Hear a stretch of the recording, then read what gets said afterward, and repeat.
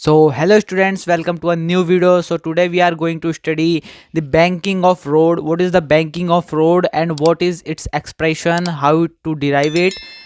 So देखते हैं कि देखो बैंकिंग ऑफ रोड क्या होता है। आपने कभी F1 रेसिंग देखी होगी या मोटर रेसिंग देखी होगी या किसी मूवी में देखा होगा।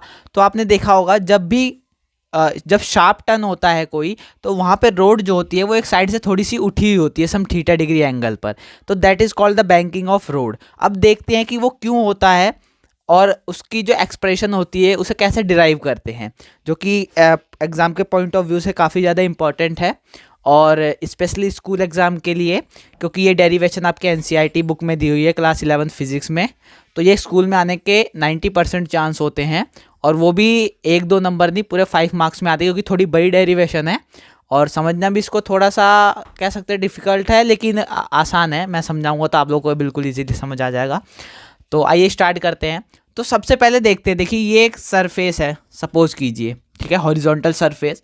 अब यहाँ पर जो रोड है वो टर्न हो रही है, तो वो सम थीटा डिग्री एंगल पर टर्न हो रही है। यहाँ पे सम थीटा डिग्री एंगल पर टर्न हो रही है। अब यहाँ पर एक कोई व्हीकल है, सपोज कीजिए एक कार है, ठीक है, ये दिस इज अ कार, ठीक है, ये एक मैंने कार बना दी, ठीक है। अब यहाँ पर हमें देखना है कि इसमें कौन कौन सी फोर्सेस लग रही हैं, ठीक है।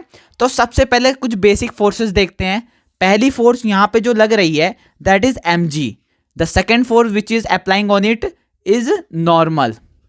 mg फोर्स लग रही है और नॉर्मल इस सरफेस पे कार है, तो इस सरफेस के परपेंडिकुलर जो है यहाँ पे नॉर्मल फोर्स लगेगी। और कोई सी फोर्स लग रही है, जी हाँ, एक फोर्स और लग रही है, that is called the frictional force, ठीक है, क्योंकि फ्रिक्शनल फोर्स की वजह से ही जो कार है ना वो इधर जा रही है और ना उधर जा रही है, ठीक है। तो that is called frictional force. ये 3 फोर्सेज यहाँ पर लग रही हैं। अब हमें क्या करना है, इन्हें कॉन्स्टिट्यूएंट्स में डिवाइड कर देना है, यानी कि कॉस थीटा साइन थीटा में डिवाइड कर देना है। अब वो कैसे करेंगे? अच्छा, इसमें एक और चीज़ है, जब बैंकिंग ऑफ रोड होता है या रोड टर्न होती है तो उसका कुछ रेडियस होता है, यानी कुछ ना कुछ उसका कर्वेचर भी होता है। तो इसको सपोज करते हैं कि इसका कुछ भी यहाँ पे आर रेडियस है, ठीक है। अब यहाँ पर इसके आगे की प्रोसीजर हमें क्या करना है? अब देखो ये mg है, इस लाइन को मैं थोड़ा सा और इंक्रीज कर देता हूँ, ये mg वाली ही लाइन है, ठीक है। रुको थोड़ा सा और क्लियर बना देता, हाँ, तो ये mg वाली ही लाइन है और ये नॉर्मल वाली लाइन को भी मैं थोड़ा सा इंक्रीज कर देता हूँ, ठीक है। अब यहाँ पर एक कॉन्सेप्ट है बेसिक सा, कि जो 2 लाइन है उनके बीच में जितना डिग्री का एंगल होगा, उनके परपेंडिकुलर्स के बीच में भी उतने ही डिग्री का एंगल होगा। यानी कि ये 2 लाइन है, इस लाइन का जो परपेंडिकुलर है वो ये है, ये नॉर्मल वाली लाइन है, इस लाइन का परपेंडिकुलर ये जो लाइन दिख रहे हो तुम लोग, और ये जो लाइन है इसका परपेंडिकुलर ये mg वाली है, ये देखो यहाँ पे परपेंडिकुलर बन रहा है। तो यानी कि ये जो थीटा एंगल है इन 2 लाइंस के बीच में, ये जो है ये भी थीटा ही होगा, कि वर्टिकली अपोजिट एंगल, ये वाला जो एंगल है वो भी थीटा हो जाएगा, ठीक है। इतना आप लोगों को समझ आ गया।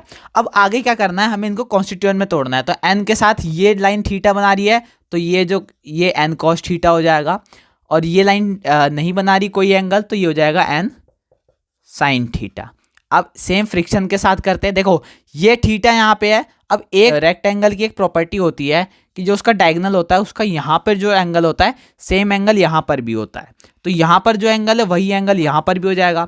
तो फ्रिक्शन किसके साथ एंगल बना रहा है? इस लाइन के साथ। तो ये हो जाएगा एफ कॉस थीटा, और यहाँ पर कोई एंगल नहीं बना रहा, तो ये हो जाएगा एफ साइन थीटा। अच्छा देखो इस लाइन पर 2 फोर्स लग रही हैं, एक mg और एक f साइन थीटा। अब देखो ये सारी चीजें तो हो गई। अब आओ इनको हमें क्या करना है।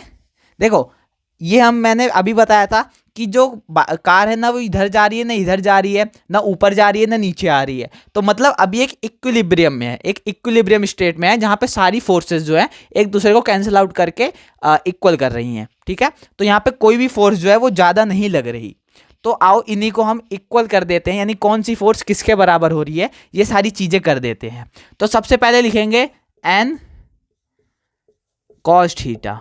जो n cos थीटा है वो किसके बराबर है? यहाँ पे मैंने बताया ना 2 फोर्स लग रही हैं, mg और f sine theta.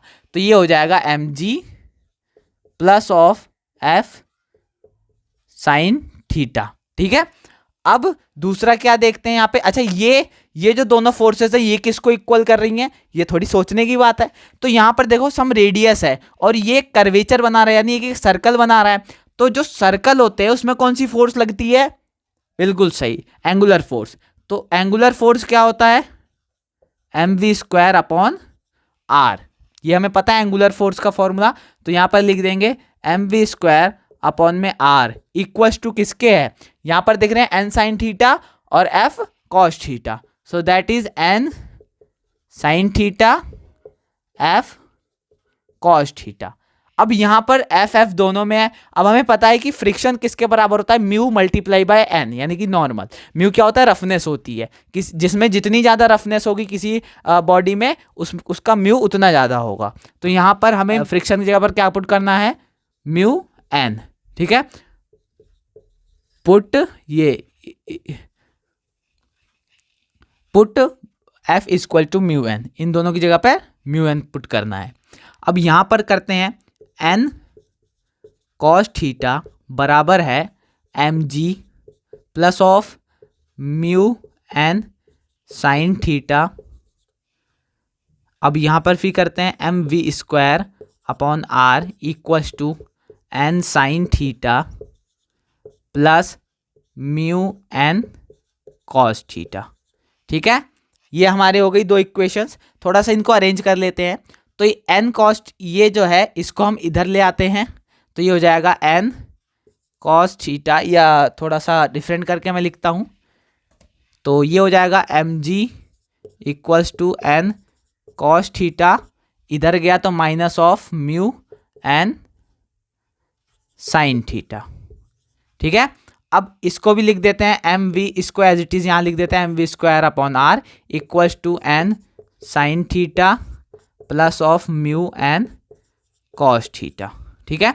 Equation number 1, equation number 2। अब यहां पर करते हैं डिवाइड इक्वेशन 2 बाय 1, यानी कि 2 को 1 से डिवाइड कर देते हैं। तो यहां पर क्या आएगा, mv² अपॉन में r बराबर है, n कॉमन ले लेते हैं, दोनों साइड है, तो ये अंदर बचा sign theta plus of mu cos theta, ठीक है, अपॉन में क्या है mg किसके बराबर है, n यहाँ भी कॉमन लेंगे, यहाँ भी n है, यहाँ भी n है, तो अंदर बचा cos theta minus of mu sine theta, ठीक है।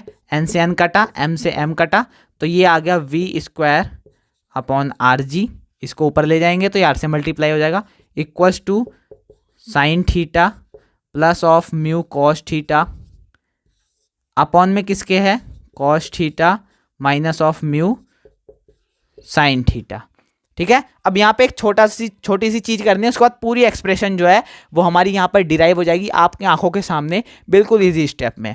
अब क्या करना है, यहाँ पर जो हमारा LHS है, यानी कि ये वाली जो साइड है, इसको हमें क्या करना है, डिवाइड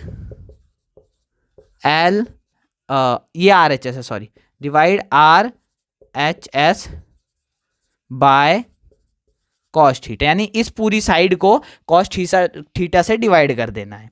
तो ये क्या हो जाएगा, v² अपॉन में rg किसके बराबर है, sine theta upon cos theta, divide हो रहा है ना, ऊपर भी होगा नीचे भी होगा, plus of mu cos theta upon में कॉस थीटा, अपॉन में है cos theta upon cos theta minus of mu sine theta upon में कॉस थीटा। अब यहाँ पे क्या क्या कट रहा है, कॉस से कॉस कट रहा है, कॉस से कॉस कट रहा है, ठीक है। अब यहाँ पर मैं लिख देता हूँ एक लाइन खींच के आगे का प्रोसीजर।